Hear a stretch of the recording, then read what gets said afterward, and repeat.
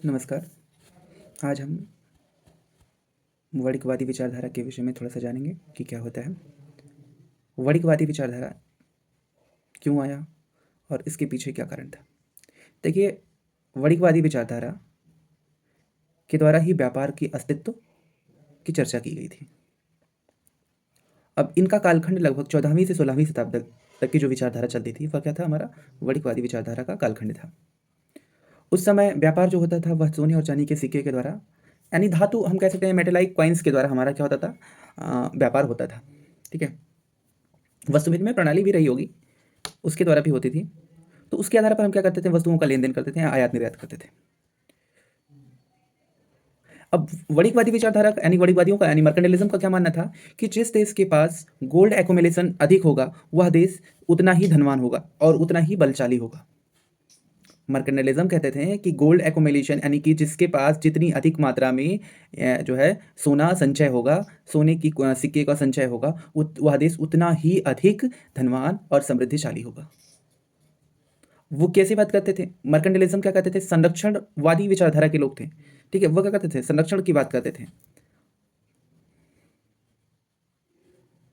अब वो कैसे करते थे, संरक्षण किस प्रकार से करते थे कि आयात पर कितनी मात्रा हमें आयात करनी है।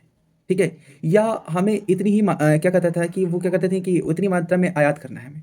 इसके माध्यम से वह क्या करते थे, किसी भी देश को संरक्षण प्रदान करते थे। अच्छा, उनका उद्देश्य जो वर्णिकवादी विचारधारा का उद्देश्य होता था, उनका उद्देश्य क्या था, सबसे महत्वपूर्ण उद्देश्य उनका जो था वह क्या था कि वह निर्यात को बढ़ावा देते थे और आयात आयात को डिमोटिवेट करते थे, यानी promoted export and discourage import. और इनकी जो नीति किस प्रकार की थी, वो संरक्षण, यानी किसी भी देश को संरक्षण प्रदान करने की नीति थी।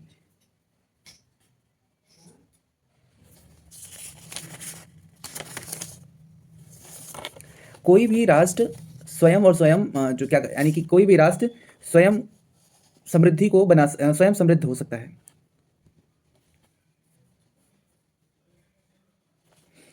वह किस प्रकार से स्वयं समृद्ध बना सकता है, वह केवल और केवल दूसरे देश को चोट पहुंचा करके। ये वर्णिकवादी विचारधारा की बात था, इनका मूल वाक्य था कि वर्णिकवादी विचारधारा का जो मूल वाक्य था वो क्या कहते थे कि कोई भी देश तब समृद्धि के स्तर को प्राप्त कर सकता है कि जब वह दूसरे देश को क्षति पहुंचाता हो।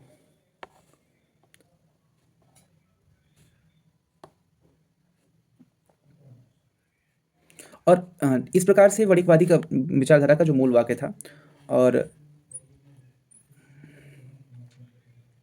और बाद में चल करके वर्णिकवादी विचारधारा का पतन होने लगा, क्योंकि वर्णिकवादी विचारधारा किसी भी अर्थव्यवस्था में एग्जिस्टेंस नहीं कर रही थी।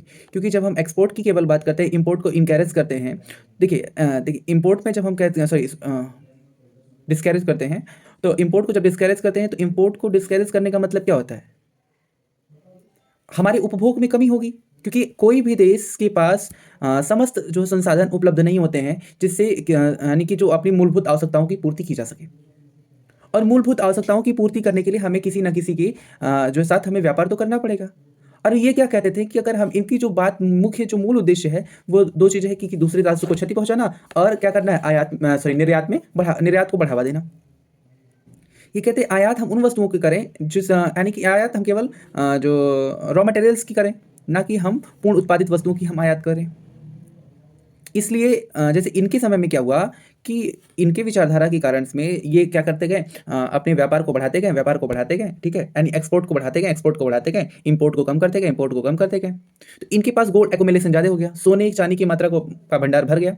और जब सोने चांदी की मात्रा भर गई यानी कि मनी सप्लाई अधिक हो गई इनके यहाँ, मुद्रा की पूर्ति इनके यहाँ अधिक हो गई, मनी सप्लाई अधिक हो गई। और जब मनी सप्लाई अधिक हो गई तो जिससे क्या हो गया, जब मनी सप्लाई अधिक हो गई तो इन्फ्लेशन आ गया। इन्फ्लेशन में क्या, इन्फ्लेशन रेट में वृद्धि हो गई। और जब इन्फ्लेशन रेट में वृद्धि हो गई तो इसमें क्या हो गया, एक्सपोर्ट कंपटीशन में वृद्धि हो गई।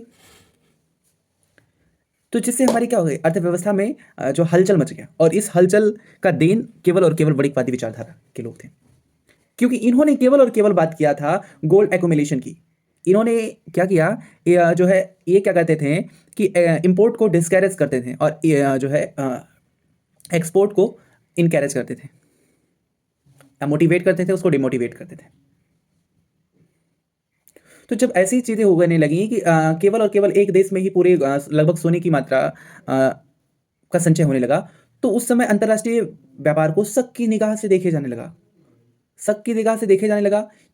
जो क्या था, गोल्ड एक्युमुलेशन क्या था, यानी कि किसी भी राष्ट्र में अगर हम मान लीजिए कि अगर हम क्या कहते हैं, मोनोपोली की बात करते हैं जिस प्रकार से, यानी कि अगर हम मोनोपोली कर लेते हैं, तो वो क्या होगा, किसी भी राष्ट्र के लिए हानिकारक होगा। जब किसी राष्ट्र में केवल और केवल सोने की मात्रा का जो भंडार हो जाएगा, तो ये तो हानिकारक है ना अन्य देशों के लिए।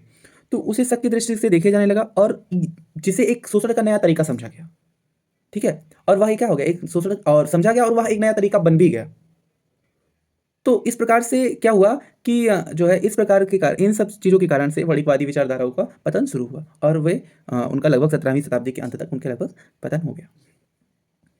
वणिकवादी कहते थे कि country should import, they should import raw materials only. और ये क्या कहते थे कि जो है मैन्युफैक्चरिंग गुड्स को केवल और केवल इंपोर्ट करने की बात, अगर इन्होंने इंपोर्ट को अगर कहा भी इंपोर्ट करने के लिए, तो केवल और केवल मैन्युफैक्चरिंग गुड्स को, ना कि फाइनल गुड्स को। सो इस प्रकार है मर्केंटलिज्म। धन्यवाद।